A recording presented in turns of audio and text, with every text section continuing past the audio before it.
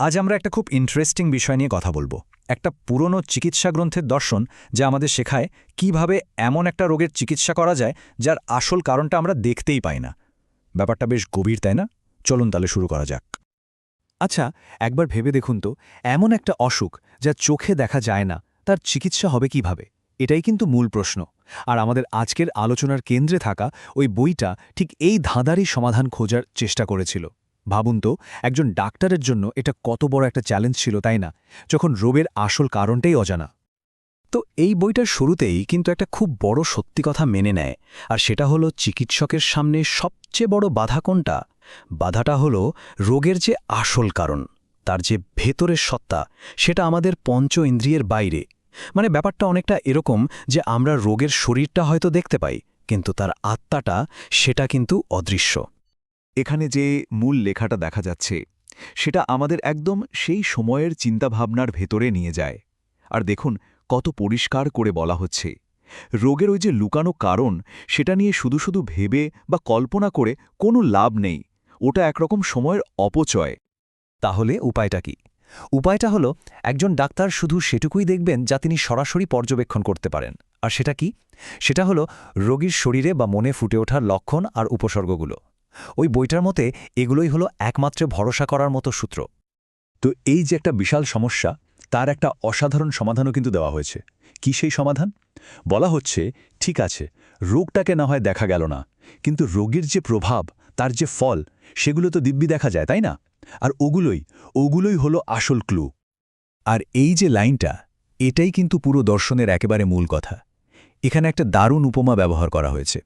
বলা হচ্ছে, উপসর্গগুলো কিন্তু নিজে রোগ নয়, বরং ওগুলো হলো রোগের একটা নিখুঁত প্রতিচ্ছবি। ঠিক যেন একটা আয়না। আমরা যেমন আয়নাতে নিজেদের মুখ দেখি, একজন ডাক্তারও ঠিক সেভাবেই উপসর্গগুলোর মধ্যে দিয়ে রোগের আসল চেহারাটা দেখতে পান। এই যে বলা হলো উপসর্গ, এখান থেকেই আসছে সবচেয়ে গুরুত্বপূর্ণ ধারণাটা, উপসর্গের সামগ্রিকতা বা টোটালিটি অফ সিমটমস। আর এটাই হলো এই দর্শনের একেবারে হার্ড। কারণ বলা হচ্ছে সুস্থ হওয়ার পথে এটাই একমাত্র গাইড। আচ্ছা, এই উপসর্গের সামগ্রিকতা জিনিসটা আসলে কি? মানে উপসর্গের সামগ্রিকতা বলতে শুধু একটা বা দুটো বড় সমস্যাকে বোঝানো হচ্ছে না, একদমই না।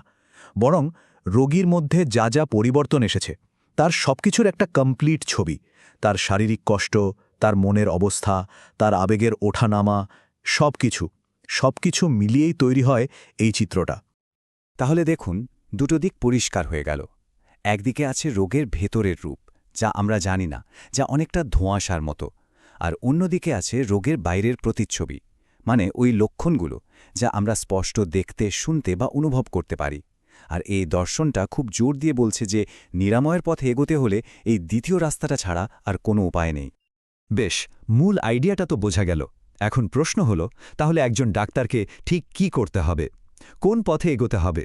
চলুন সেটাই এবার দেখে নেওয়া যাক। এখানে আমরা আবার সেই মূল বইটার কথায় ফিরে আসছি। এই লেখাটা খুব পরিষ্কার করে বুঝিয়ে দিচ্ছে যে ডাক্তারের কাজটা কতটা গোছানো বা সিস্টেম্যাটিক হওয়া উচিত, আর কেন ওই উপসর্গের পুরো ছবিটা পাওয়া এত জরুরি। আর হ্যাঁ, এটা কিন্তু কোনো আজকের দিনের ব্যাখ্যা নয়, এটা সরাসরি সেই পুরনো বইটা থেকেই নেওয়া। তো কাজটা কি? দেখুন, এখানে 4টে সহজ ধাপে পুরো পদ্ধতিটা বলা আছে। প্রথম ধাপ, ডাক্তারকে মন দিয়ে সব উপসর্গ দেখতে এবং বুঝতে হবে। দ্বিতীয় ধাপ, এটা মেনে নিতে হবে যে এই উপসর্গগুলোই হলো রোগের বাহ্যিক প্রকাশ। তৃতীয় ধাপ, এমন একটা ওষুধ বা প্রতিকার খুঁজে বের করতে হবে যা হুবহু এই উপসর্গের ছবির সাথে মেলে যায়।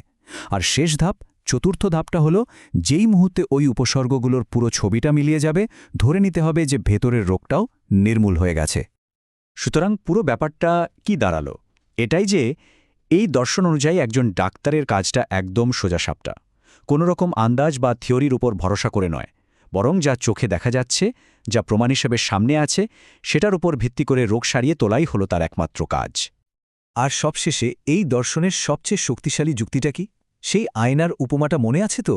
যুক্তিটা হলো, যখন আয়নার ভেতরের প্রতিবিম্বটা, মানে ওই উপসর্গগুলো মিলিয়ে যায়, তখন তো আসল জিনিসটাও, মানে রোগটাও আর থাকতে পারে না।